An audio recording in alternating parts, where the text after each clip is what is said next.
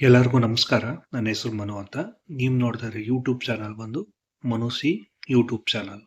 ಹೊಸಬರಾಗಿದ್ರೆ ದಯಮಾಡಿ ಸಬ್ಸ್ಕ್ರೈಬ್ ಮಾಡ್ಕೊಳ್ಳಿ. ಪಕ್ಕದಲ್ಲಿರೋ ಬೆಲ್ ಐಕಾನ್ ತಪ್ಪದೆ ಕ್ಲಿಕ್ ಮಾಡಿ, ಒಂದು ಶೇರ್ ಮಾಡಿ, ಒಂದು ಲೈಕ್ ಮಾಡಿ.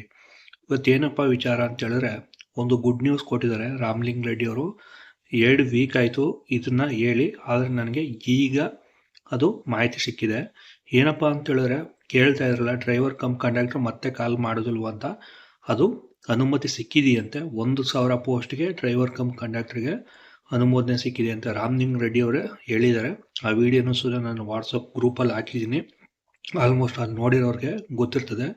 ಹಂಗಾಗಿ ಮುಂದಿನ ದಿನಗಳಲ್ಲಿ ಡ್ರೈವರ್ ಕಮ್ ಕಂಡಕ್ಟರ್ಗೆ 1,000 ಪೋಸ್ಟ್ನ ಕಾಲ್ ಮಾಡ್ತಾರಂತ ಹೇಳ್ತಾ ಇದ್ದಾರೆ. ಬಟ್ ಯಾವಾಗ ಅಂತ ಇನ್ನೂ ಅವರು ತಿಳಿಸ್ಲಿಲ್ಲ. ಬಟ್ ಹಂಗಾಗಿ ನಿಮಗೆ ಡ್ರೈವರ್ಗೆ ಏನಾರ ನೀವು ತರಬೇತಿ ತಗೊಂಡು ಅಕಸ್ಮಾತ್ ಏನಾರ ಡಾಕ್ಯುಮೆಂಟ್ಸನ್ನ ಸಿದ್ಧತೆ ಹೊಸದಾಗಿ ಮಾಡಿದ್ರೆ, ನೀವು ಸಿದ್ಧತೆಯಾಗಿ ಮತ್ತು ಅದಕ್ಕೆ ಏನೇನು ಡಾಕ್ಯುಮೆಂಟ್ಸ್ ಬೇಕು ಮತ್ತು ಕಂಡಕ್ಟ್ರಿಗೆ ಆಗಲಿ ಮತ್ತು ಡ್ರೈವರ್ಗೆ ಆಗಲಿ ಏನೇನು ದಾಖಲಾತಿ ಬೇಕು ನೀವು ಸರಿ ಮಾಡ್ಕೊಂಡು ರಿನ್ಯೂವಲ್ ಮಾಡಿಸ್ಕೊಂಡ್ರೆ ಭಾಳ ಅನುಕೂಲ ಅಂತ ಹೇಳ್ತಾ ಇದ್ದೀನಿ.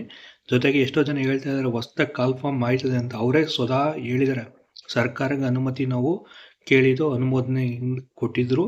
ಹಂಗಾಗಿ 1,000 ಮತ್ತು ಪೋಸ್ಟ್ಗೆ ಡ್ರೈವರ್ ಕಮ್ ಕಂಡಕ್ಟ್ರಿಗೆ ನಾವು ಬೇಕಾಗಿದೆ ಅಂತ ಅವರೇ ಹೇಳಿದ್ದಾರೆ. ಹಂಗಾಗಿ ನೀವು ಮುಂದಿನ ದಿನದಲ್ಲೇ ಹೊಸ್ದಾಗಿ ಅರ್ಜಿ ಹಾಕೋರು ಎಲ್ಲ ಸಿದ್ಧತೆನ ಮಾಡ್ಕೊಳ್ಳಿ.